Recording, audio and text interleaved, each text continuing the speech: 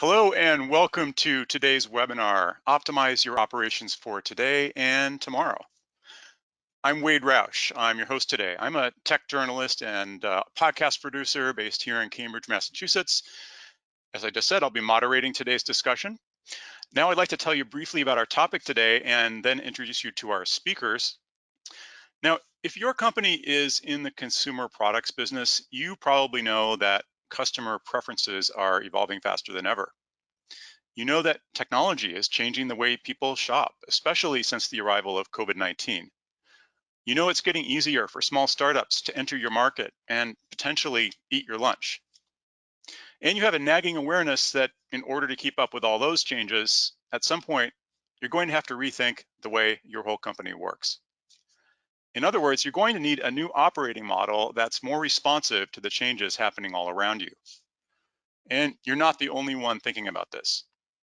In 2021, MIT Sloan Management Review Connections, on the team there, worked with EY on a survey of 370 consumer products business leaders in 10 countries. 98% of those leaders said consumer products companies need to transform the way they operate to become more agile. And 3/4 predicted that within 5 years, their businesses will be so different that they'll be using completely different metrics to measure success. As an aside, the insights gained from the survey were enhanced by a series of interviews with consumer product executives and academics. But many consumer products companies just aren't structured in a way that makes transformation easy. In fact, it's usually just the opposite. Many companies have layers of committees that are designed to slow down change and protect turf rather than facilitate innovation. So today we're joined by two speakers who will help us understand how companies can overhaul their internal decision-making processes and become more future fit. Our first speaker is Steve Basile from EY, where he has the title of Global Consumer Products Operating Model Transformation Solution Leader. Steve is also a managing director in the EY Business Transformation and Innovation practice. He works with a broad range of clients across multiple industries to create and execute future-ready strategies for a world that is changing fast. Before working as a strategy consultant for the past 20 years, Steve had a decade-long career in the entertainment business as a studio musician on film and TV scores, and he's a 2-time Grammy-winning record producer, which I don't think any of us else can say today. Steve received an MBA from Stanford University Graduate School of Business and a bachelor's degree in piano performance from the Jacobs Music School at Indiana University, Bloomington. And then we'll hear from Parth Rabal. Parth Rabal is Senior Vice President and Chief Growth Officer at PepsiCo Foods North America, which includes Frito-Lay North America, Quaker Foods North America, and PepsiCo Foods Canada. In that role, Parth leads a cross-functional organization including strategy, marketplace insights, commercialization, revenue management, transformation, and governance integration. Parth and his team are responsible for setting and accelerating the company's growth agenda across functions and businesses.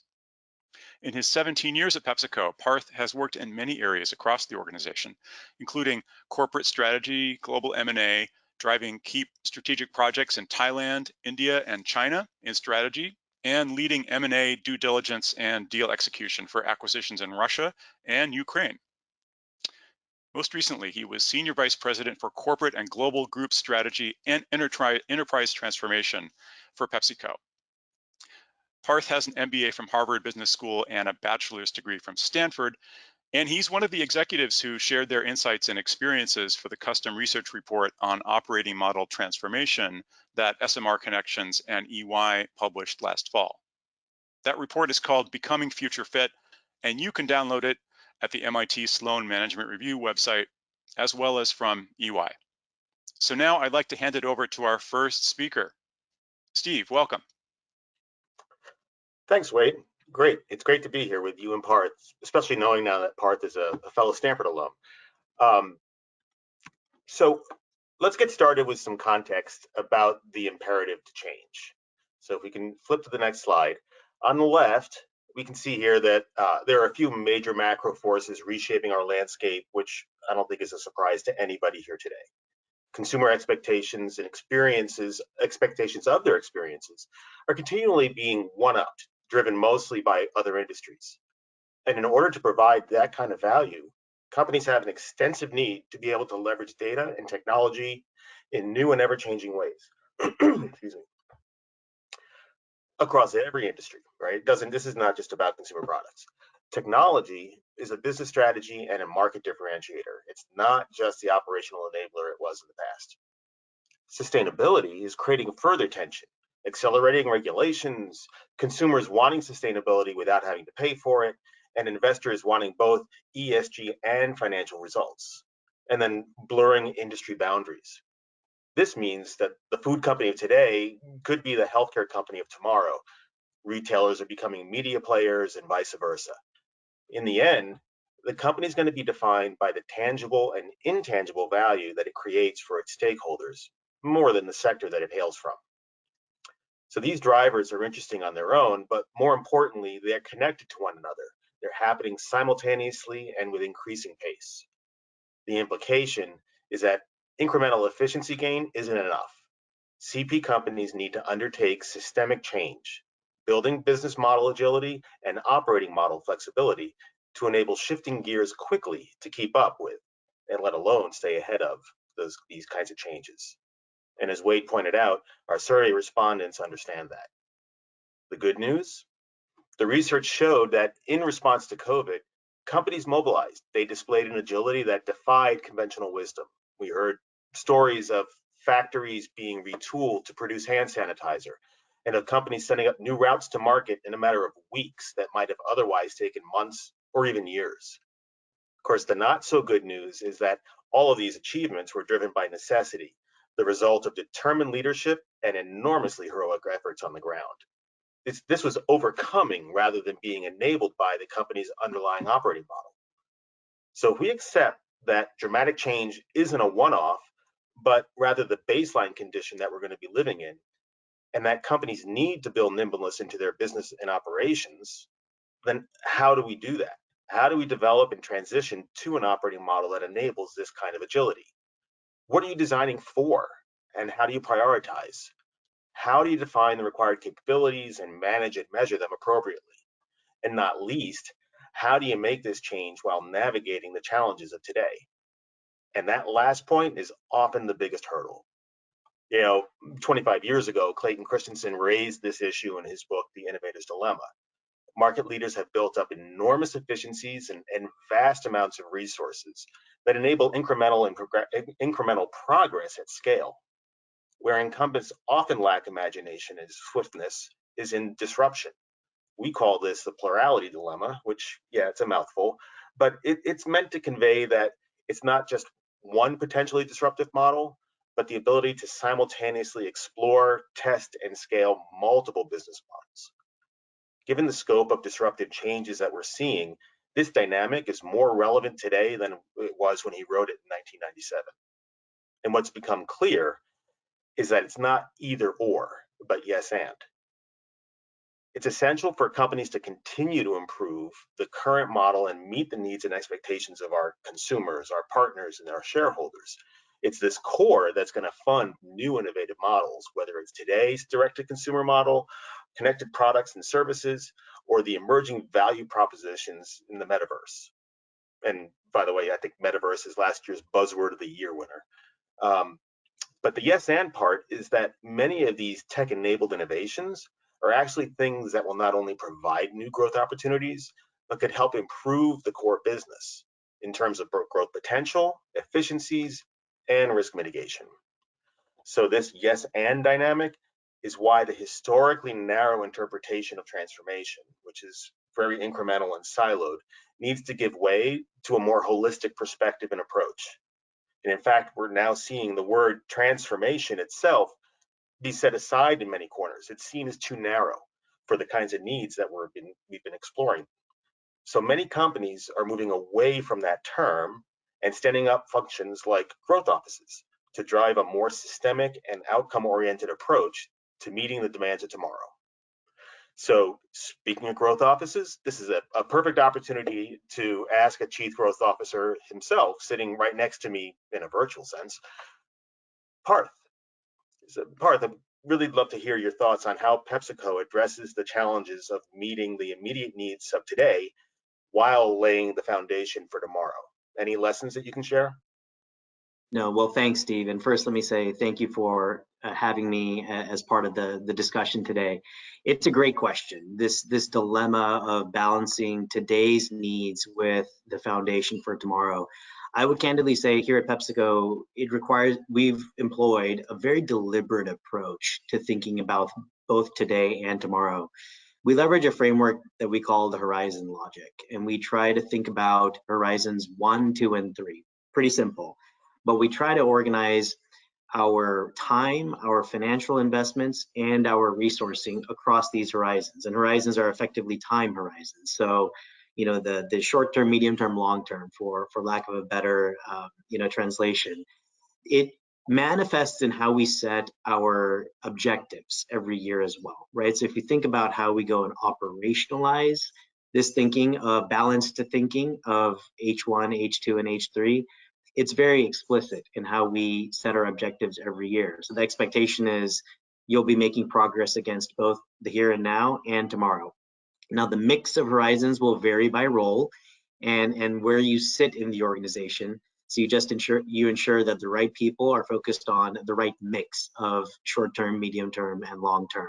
But that's one way that we've tried to be very deliberate and thoughtful about how we balance this ever important multiple horizon kind of approach. Yeah, no, thank you. That's great. Really very, very helpful, and I think so important because you need to deliver value today as well as set the stage for tomorrow. So that's great. All right, so now let's moving on. When we look at large CP companies, historically they've been efficiency machines. They're built on predictability and squeezing out every last ounce of cost. Enabling agility is fundamentally different. It's structurally different in our mindsets, in our ways of working, and how we measure success. Given the dynamism of the market, as we've been talking about, and the entire value chain ecosystem, the first step in answering the question of how is to define the different dimensions that your operating model needs to support. So we've touched on the first two, from the idea of going from functional silos to integrated networks and that are outcome oriented and from single to multiple business models. But a quick rundown of the others. As talent moves from rigid functional capabilities to a blend of deep expertise and cross-functional generalists, companies are going to need to rethink capability requirements as well as how to manage them. In some cases, it may be better to outsource these skills to other organizations, which is different than many models of the past. From a controlling, slow to move and scale model to one that supports the ability to experiment, pilot, test, and scale at the speed of the market. This is very different than traditional lengthy product development life cycles, and it takes a page, frankly, from software companies. From a fixed mindset, one that's focused on optimization of what is, to a growth mindset, one not just on focus on continuing to explore new possibilities, but encourage that two-way influence and interplay between the old and the new. This is a difficult change. The old culture eats strategy for lunch saying is at play here. It takes time and concerted effort to develop muscles that foster thinking the unthinkable. It can be done though. 10 years ago, who would have believed that over the next decade, over 40% of Nike's sales would be through D2C, which is, of course, intimately connected to innovation.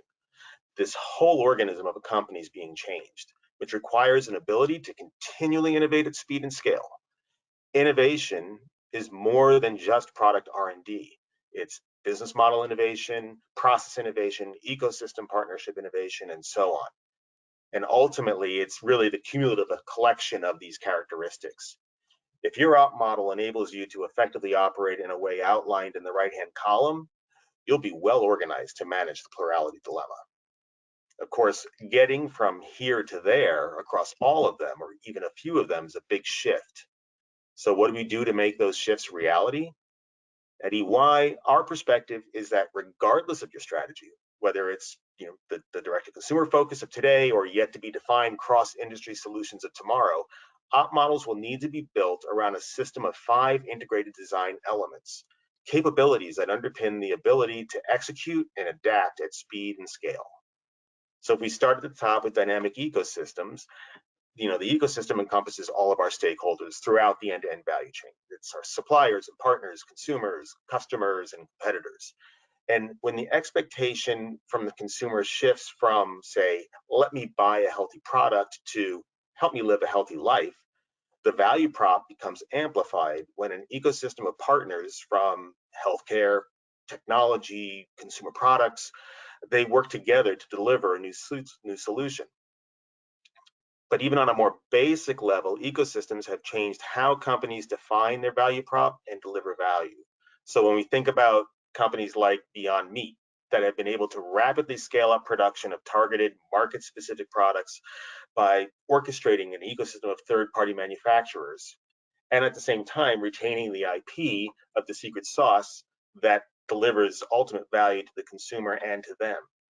This is a great example of thinking about where to create and capture value in a new kind of ecosystem. Owning and scaling all the capabilities is giving a way to leveraging ecosystem partners in new ways. Right. My last point on ecosystems, and this is the longest one I'll be talking about, is the mantra today is about to obsess about the consumer, to put the consumer at the center.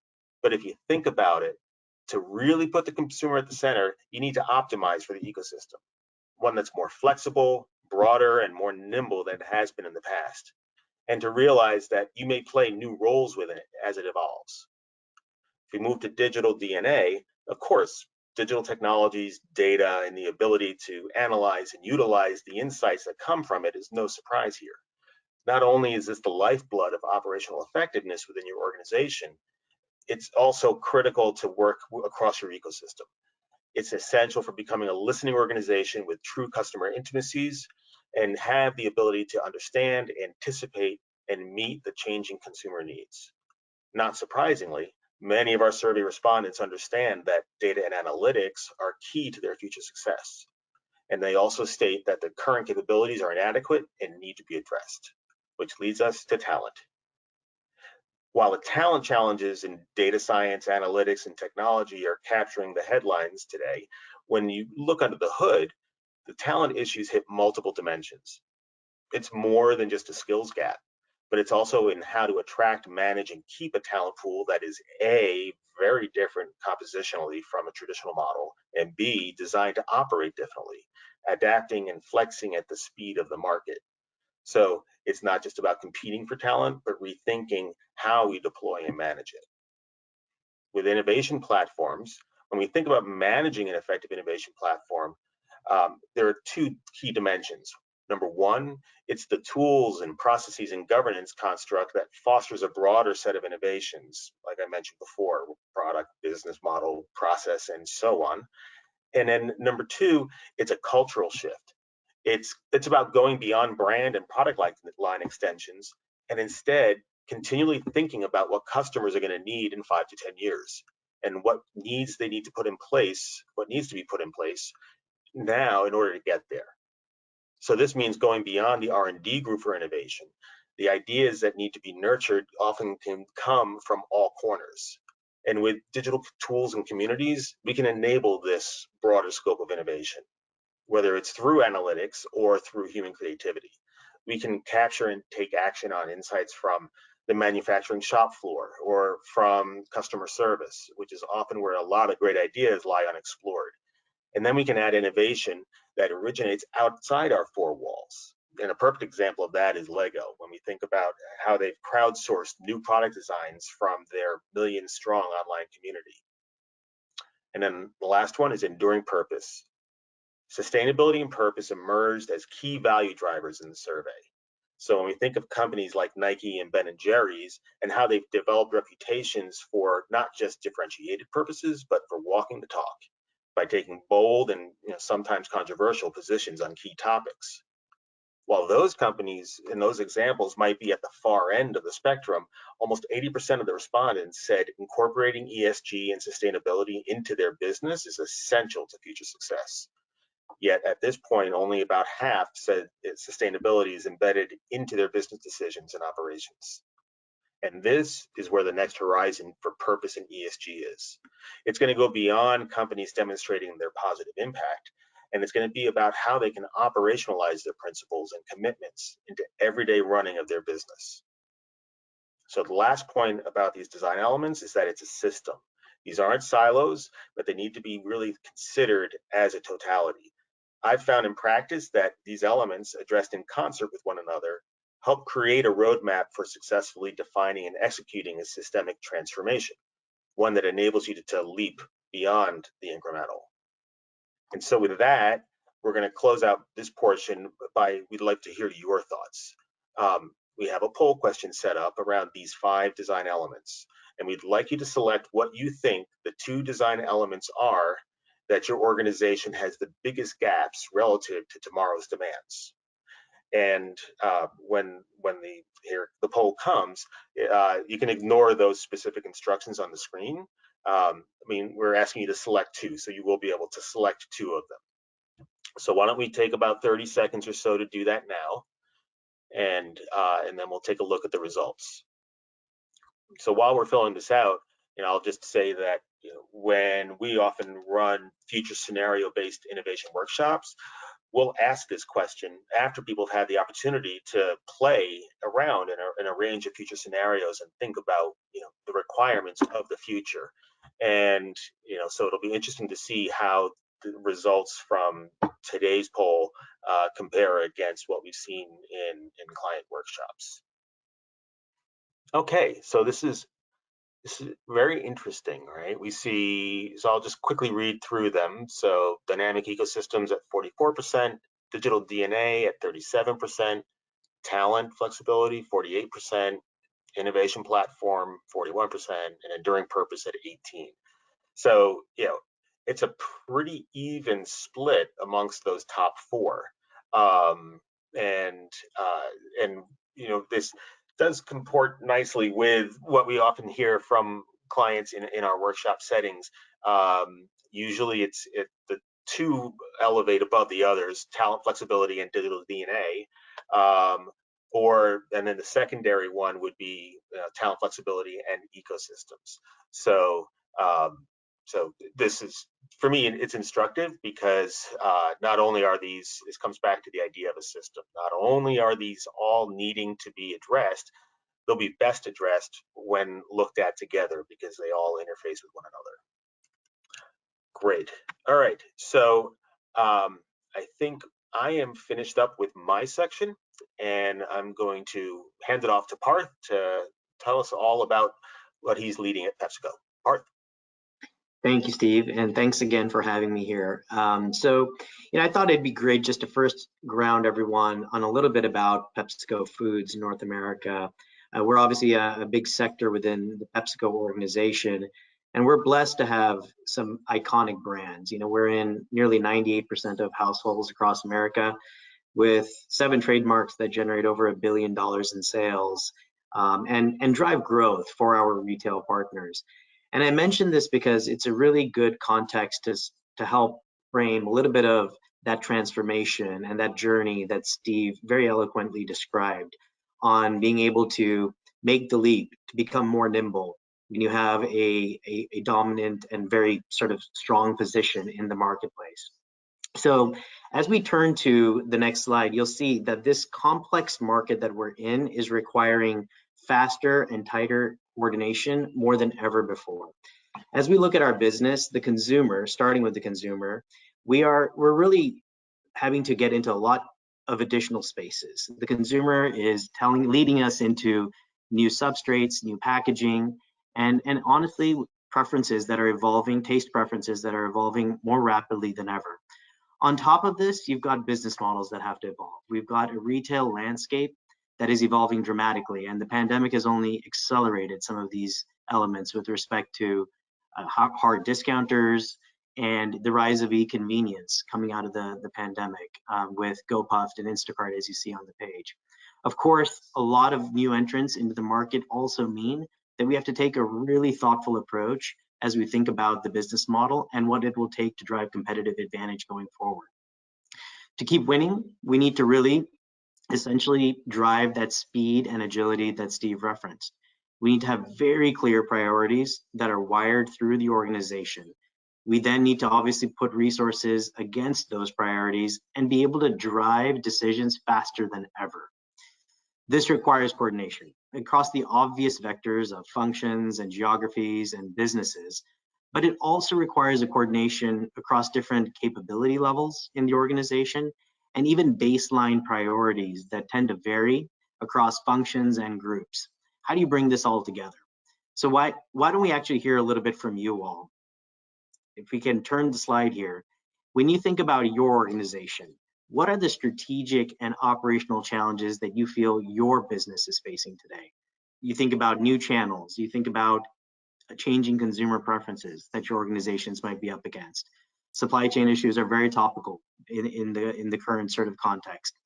Sustainability, as Steve also mentioned, remains at the forefront for our industry and for our organizations at large. And then, of course, the talent and labor situation and market we're in right now is unprecedented. So why don't we take a few minutes and understand what's on your mind and understand what are the challenges that you all are trying to solve for today. We'll give this about 30 to 40 seconds for you all to pull in and log your votes and perspective. So it looks like nearly half of you are citing business models and new channels as essentially the foremost challenge that your company is facing today, followed pretty closely by the consumer and supply chain. And then look, and no surprise here, the number one takeaway here is talent and labor. You know, it's interesting when you look across these five. You know, this resonates very strongly with the way we would think about the world as well, and just actually underscores how different each of these challenges candidly are, and how it requires bringing the system together to solve for some of these challenges, because it's end to end. It truly is across the entire organization. So with that, let's give you a sense of how we think about it here at PepsiCo Foods North America. About a year ago, we established the growth office at Frito-Lay within PepsiCo Foods. And while PepsiCo Foods and Frito-Lay North America have always operated with a sense of urgency, we've realized, given some of those challenges that we've just talked about, that we really needed to step change our approach. Our growth ambition is accelerating, our priorities are growing more complex and nuanced than ever, and the capabilities we need to deliver this agenda are growing more demanding and more nuanced across portfolio, execution, and precision of execution, and our sustainability goals. So how do we do it all? How do we adopt and adapt an operating model that's going to ensure that we manage this weave of governance across functions thoroughly and with the same agility? So on the next slide, you'll see how we've thought about this. In the PepsiCo Foods North America Growth Office, we are essentially accomplishing this through a very deliberate design and remits of 5 different towers that we have across the organization. We are focused first and foremost on setting the strategy. So the strategy and marketplace insights tower looks deeply and spends a ton of time at looking and examining the competitive landscape, channels, etc., and where the consumer is going, candidly. Next in the design of our growth office is the portfolio strategy and aligning the tactics and execution. This is where the commercial tower really plays across our field teams, our brand teams, and our customer teams. Increasingly, we find that the need for revenue growth management is a key commercial capability that needs to be in lockstep with how we align the tactics. It's a critical enabler for driving growth across most of CPG. All of this is supported by a transformation team that drives that Horizon 3 thinking that I referenced earlier across the digital and value chain change agenda. And our transformation management office essentially brings this all together. It manages this portfolio of projects, resourcing, benefits realization, etc. Now, this structure has to be supported with the right governance as well, the right governance mechanism. And so we have a very steady drumbeat in the growth office where we review projects, initiatives on a weekly basis. And this really helps to drive organizational agility, which I'll talk about next. On this page, you see we bring the system together in the room every week, candidly. We have our field sales teams, we have our customer sales teams, the supply chain and marketing all together, discussing, interrogating, and pressure testing different ideas.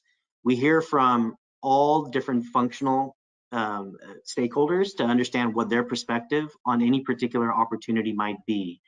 And the culture of speed and transparency is what's underpinning the growth office. As the Chief Growth Officer for PepsiCo Foods North America, it's my responsibility to hear end to end what each of the functional considerations are and to help shepherd through different ideas and different commercial opportunities through a very collective and comprehensive discussion, ensuring that we're remaining functionally agnostic, but in line with what our business priorities are. This is driving real results, as you'll see on the following page here. Is as we've stepped into 2021 and 2022 with the growth office, we're driving some real benefits and impact at retail. Some of our big bet innovation across the organization, which historically would have been very onerous to get through each functional committee and review, is now commercialized end to end to ensure that we're driving the best impact at retail, but ensuring that we've really linked together across all the different components of the value chain to make that happen. I'll also highlight here notions of being able to collaborate across both Frito-Lay and Quaker Foods with cross-docs at retail that bring together two different parts of our organization. And finally, I'll highlight snacks.com. You know, the omni-channel environment is accelerating, and we were able to stand up snacks.com very quickly within PFNA, and we're really learning and having a direct relationship with our consumers that's going to be invaluable as we think about innovation going forward. So with that, let me turn over to our Q&A session. I think we're right at that session here to take questions from the audience.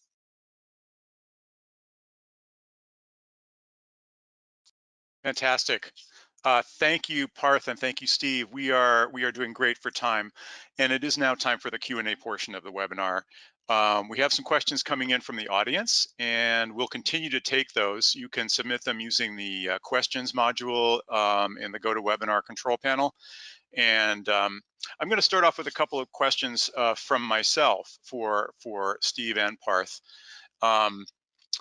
The first question I have is for Steve, I guess. I'm wondering, with the kind of systemic change that you're calling for, how do companies typically get started? It's you outlined a lot of different steps. Yeah. What's the one to focus on first? Yeah, I mean, that's a great question. Well, let me preface it. Start off by saying, you know, I think the companies that I've seen do this well bring a mindset of continually challenging their orthodoxies, right? Because an agile organization is a reflection of a collection of agile minds. And so the starting point a lot of companies take is they start in the future. They do things like scenario planning to break their mental models and explore what the future may look like and why. And then they play around with what's going to drive value in a world that's going to look different from today. You know, I often say that, you know, people tend to think the future is an extrapolation of the past plus or minus 10%, but that's never the case. And so we need to constantly challenge ourselves that way. So that's generally a great starting point, because then everything can cascade from that: the strategies, the capability requirements, architecture of the transformation process, and so on. And another key thing to think of is, you know, people think scenarios are just in the realm of enterprise strategy, but I've seen it applied just as successfully at the BU level or the functional level or around particular issues such as direct to consumer. So, you know, while those are starting points, tangible starting points, at the root, it's about bringing a different mindset and set of tools to bear in defining where you want to go and how to get there. Okay, great. A question for Parth. So you told us a little bit about the growth office that you set up inside Frito-Lay North America. It sounds like you've been at that for about 1 year now. So that's I'm wondering, yeah, what's What are you learning? What's the big takeaway? Any big surprises? Any big learnings so far? No, it's a great question. Honestly, we're operating in probably the most VUCA of all environments ever imaginable. So Define VUCA for us. yeah, volatile, uncertain, changing, ambiguous, Yeah. all of those things kind of happening in an unprecedented way. And we're learning stuff all the time. But what I would tell you as I reflect on 2021, there's two things that really, really stand out. I think number one is this power of systems thinking. Okay, so typically when we're trying to go get things done in a big organization, an idea will originate in the marketing organization, or perhaps in the sales organization, or in a function, and it gets championed or heralded kind of through the organization by a key stakeholder, etc. And there will be dissenters, and there will be the silent kind of pocket vetoes that exist, kind of lurking under the surface. But when you bring the system together and you deliberate, you debate, you interrogate, you pressure test, there's something magical that happens there. People feel like they're part of the solution, and you actually get to a better solution that any one function left to its own sort of siloed view of the world would not have arrived at. And so that's number one. Number two, and Steve, you're spot on. This notion of optionality is just really important right now. So at the growth office, we're constantly thinking, what's plan B? In fact, what's plan C, in some instances, because inevitably things are going to shift on us, and we're going to have some assumption change. And so we have to think about those trade-offs in a really meaningful way and understand how we can course correct in real time. And this is on the here and now, and it's also indicative and important for the longer term thinking. Okay, great. So thanks for each of you for responding to my questions. Now I'm going to go to the audience questions we have coming in and kind of try to translate those and pass them along to you. So, okay, we have a question coming in from Shelby in the audience. This is for Steve. Steve, you mentioned scenario planning. Can you give an example of how you use scenario planning or future thinking to inform operating model requirements? Yeah, sure. Here's okay. So here's a story where we were working with an agribusiness client, and essentially what they wanted to do. The original question was around, frankly, something like it was the buy to pay process or order to cash, and but they said, we need to update our order to cash process, but we want to make sure that we're set up for where agriculture is going to be in the future, right? Because if we spend a couple years, fixing this for today, things might be changing by the time we actually go online. So we use scenarios to imagine the future of agriculture and what's that going to be. So we looked at all the different what's going on societally and environmentally, economically, with regulations and so on, to paint that picture. And what that did was that helped us to not only think about directionally where to go, where the company needs to go for a future that's going to look different from today, and then we were able to rethink how the functions operate together, the kinds of expectations that farmers and dealers and everybody throughout the value chain was going to be working, and how to deliver against that.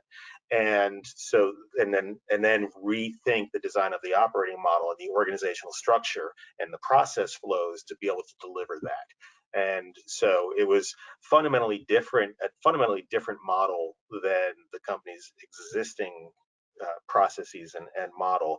And actually what it did is it actually filtered up through the organization, and it started to affect the commercial strategy and come up with new kinds of models and revenue models and business models that the company could employ to anticipate and meet the needs of the future farmer. Okay, great example. Thank you, Steve. I'm going to pass along a question from Seth. This is for Parth, and it's about ESG, environment, sustainability, and governance. So Are you able to assign an ROI to your ESG initiatives, and how do you rank those when you're trying to figure out how to transform your business model? No, it's critical, and it's a great question, Seth. Thank you for the question. The At PepsiCo, we've become a lot more surgical in doing exactly this, right? Being able to go make the transition from stated goals to now understand what are the implications through the value chain in terms of both cost and benefit, right? And so while this organization sits corporately, it's actually not within our growth office here. We are actually now building models and actual tools to assess exactly this and to be able to say that we're going to have to really take this as an industry, and back to kind of that notion of an ecosystem of partners that needs to kind of go help drive and improve ROI on ESG goals. You can't do it alone, and nor should you. This is an industry, broader imperative. And so, yeah, it's a great question. We've published our kind of first ESG reports, where now we're getting a lot more surgical and empirical, and we're just getting started. And so as this continues, you'll see more from, I think more from us and several other organizations in this space. Okay, on this ESG question, we have another inquiry coming in from Maria, who says it surprised her that the purpose issue and the ESG sustainability issue were in that poll question that we gave. That was not perceived as much of a gap as some of the other areas.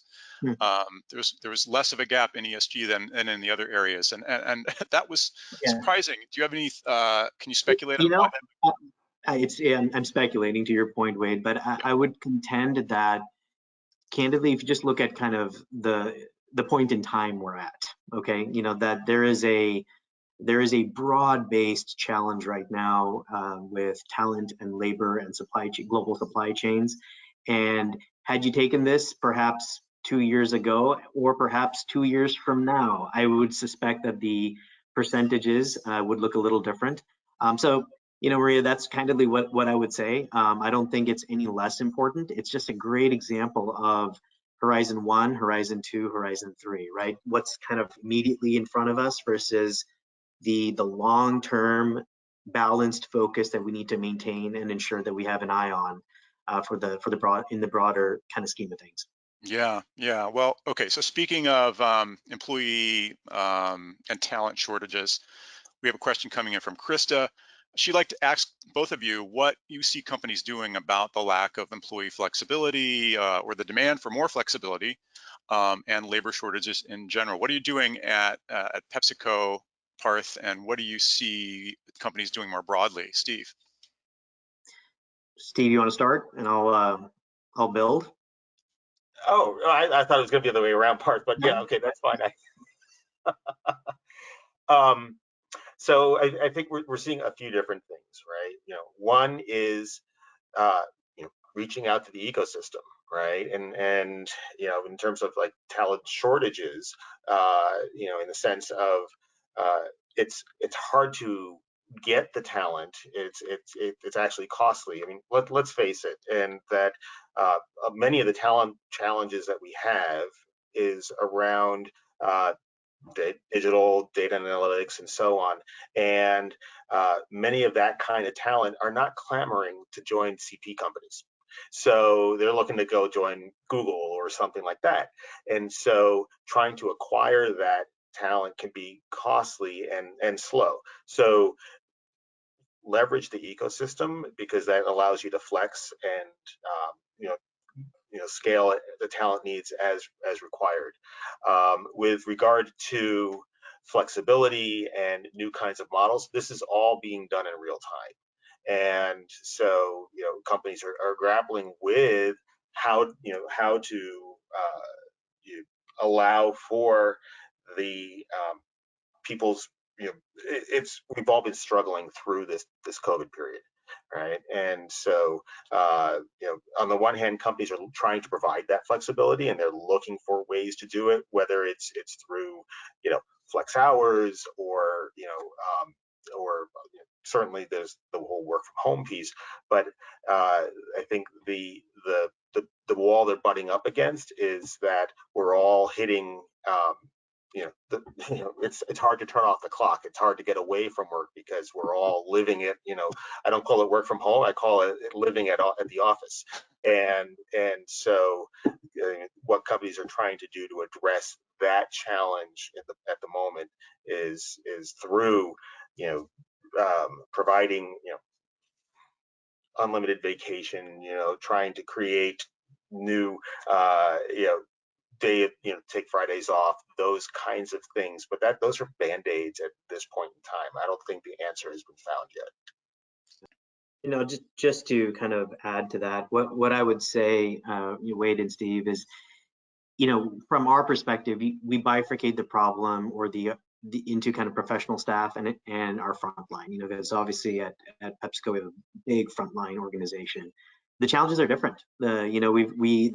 The frontline exists in the real world and is out and about every single day. I think it gets back to some of this in the short term. Yes, you've got some of the tactics that Steve talked about, but in the longer term, it requires the premise of this discussion, a business model innovation that says, how do you design jobs in a way that actually are compatible with the flexibility that people are looking for? It requires quarter turns on the way we've always done things. And, candidly, that's not easy. It touches, people's livelihood. It touches the day in, day out sort of drumbeat of most organizations. But there's a way to make it work. And it requires, really deliberate analysis on top of understanding how tweak to jobs will manifest in sort of the business imperatives that you've got to go execute. On the professional side, we're kind of in the same sort of test and learn kind of phase, if you will, that Steve referenced, right? I don't think there's a silver bullet to this. And we're going to be flexible, right? We're going to have to find our way into this a little bit. So, if anybody's got that silver bullet, I'm all ears. So Yeah. Okay. Hey, Wade, can I just add one more thought on that one? Because I think it's a really critical one. And I'm going to leverage Parth's, 3-horizon model here for just a moment. And that is, in addition to the challenges that, that are facing us immediately, when we think about, what's kind of evolving over time, the nature of the workforce is going to change, because now your employees really are your full-time employees, your gig employees, and your bots. And so what is that model going to look like moving forward? And that has to be taken into account as we are thinking about what we do today to solve, the immediate needs with today's band-aids. Okay. Great. I've got a trio of questions. They're all kind of for Parth, and you can probably answer them in fairly rapid manner, but they all have to do with the structure of the growth office and what you're trying to do there. So one is, you're working inside of a large organization. You're trying to motivate a large organization, but you're part of an even larger organization, right? So do you have to require approval from higher authorities like PepsiCo's CEO or its board to get done what you want to get done? Honestly, we've got a fairly good and streamlined structure within our sector, right? So I sit on the executive committee of the sector, reporting to the CEO of PepsiCo Foods North America. And, of course, there's materiality thresholds that every organization will have. Certain things would have to go, for corporate approvals, et cetera. And so that apparatus exists. But what we've really tried to do in the growth office and in the sector at large is to empower teams to go get things done fast, right? So, as you think about, let's not let the governance mechanisms get in the way of moving the agenda forward. And so I would say, candidly, we also, in that same breath, ensure that lower in the organization, people are empowered to go make certain decisions, so that it isn't the case that everything is floating up, right? And there are, it's empowering for our teams as well. Back to your point on kind of motivating folks to feel like they can act as an owner and truly go get things done, right? So it's working quite well. Okay. Well, when you're trying to manage and promote rapid change, we have a question from Shane about how do you do that for the parts of the organization that are probably less flexible than anybody else. So like manufacturing, packaging, like the ones Yeah. with a lot of built environment already in place. How do you Yeah. help them change quickly? No, again, that's an awesome question. We have to work within our bounds, and that is candidly a challenge we're all facing right now. Not only kind of a fixed base, but then challenges to that fixed base, right? So that's where kind of optionality, scenario planning becomes super important, right? To say within what we can go do, within our constrained environment where there are constraints or trade-offs to be made, what can we go do? At the same time, let's take that manufacturing example. Let's ensure we've got people thinking about the art of the possible, right? And so it's not today.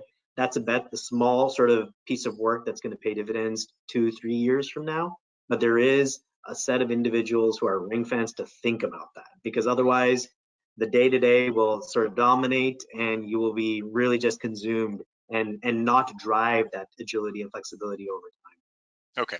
And thirdly, from Diane, we have a question about, well, who's assigned to think about what?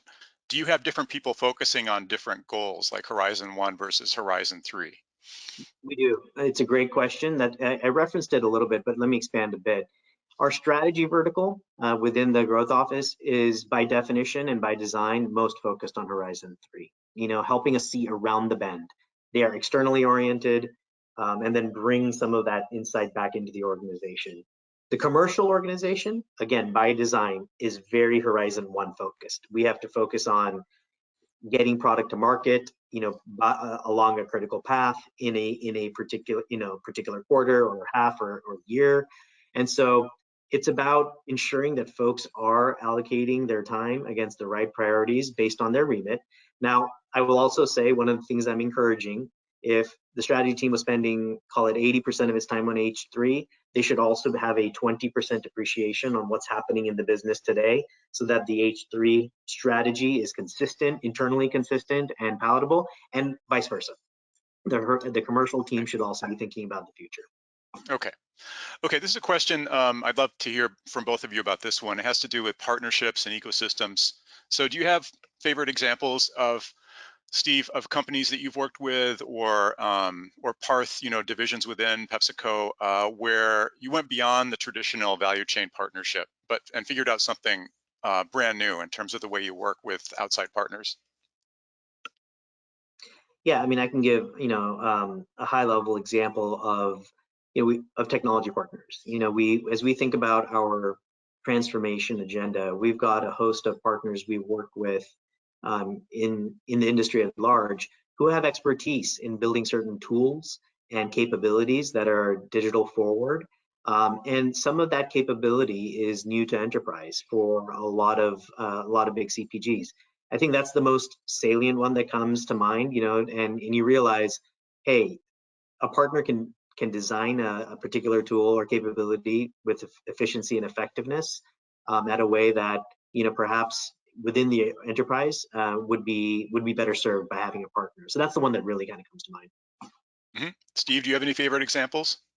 Sure, and I have to be careful and disguise this, and so apologies if some of it might be a little oblique, but working with a client that was it was a business reinvention kind of an exercise, and they decided one of the things they were going to do, they had particular capabilities around track and trace and tracking to sustainability through the end-to-end ecosystem across agriculture, and this is a different company, and they decided they wanted to get closer to the consumer, especially in the African and the Asian markets, and global company, and so they were standing up new business lines, and so they had plenty of your traditional kinds of relationships, in terms of the traditional value chain, but it was really about developing relationships with NGOs, developing relationships with new technology companies in ways that they hadn't developed relationships before, so that they could scale their particular technology and apply it in a new kind of way. And there were others like that. And so it really required them to not only rethink what their talent requirements were to be able to do that, and in terms of like, who can manage those kinds of relationships, but then how does that tie in with the core business? And so by doing those kinds of partnerships, it enabled them to expand their pie. And the irony of it is it goes back to that yin yang symbol, is many of those relationships that they developed actually helped improve what they were doing in terms of their core business. Okay, I'm going to ask you each I'm going to ask you a lightning round question that I'd like to ask you to answer in a minute or less. So should be easy for you since we've been thinking and talking and writing about this for a while now. So what's the one thing consumer products companies need to know about successfully transforming their business model operations? So it's the one thing question. Parth, do you want to go first? The one thing, okay, just one, right? Okay, so honestly, I would say let the consumer lead the way, and inform when, where, and how, and candidly to what extent you transform your operating model, right? I think it's easy for us to, in big organizations, lose sight of the consumer, and the consumer will ultimately vote with their pocketbook, their pantry, etc. And as they lead the way, it should inform how we transform our operating models accordingly. So that's the one thing I would say, Wade. Okay, that's a great one. Steve, I'll let you have the closing word. Oh, thanks. So Parth, you stole my start outside in line, but that's I mean, so I'm just reinforcing Parth's point about start with the consumer. Yeah, I guess the one thing to realize is that this is a journey. There's no silver bullet. One size doesn't fit all, and many traditional tools that help us, make ourselves more efficient, benchmarks and things like that, are great. You still need to use those, but those aren't going to provide the answer when you're creating a new future. So if our operating model needs to help us move faster and change directions more easily and make smarter use of data and deploy our talent in a new way, we need to be bold and trust the courage of our convictions and be willing to think the unthinkable. Think the unthinkable. That's a great place to end. This has been really fun, guys. We're out of time now, but I want to thank you both for joining us, Steve Basile and Parth Raval. And thank you to our audience today. A final thank you to EY for sponsoring and presenting at today's webinar. Thanks, everyone. Stay safe. Have a great weekend. Thanks for joining us. Thanks, Wade. Thanks, Parth. Sure.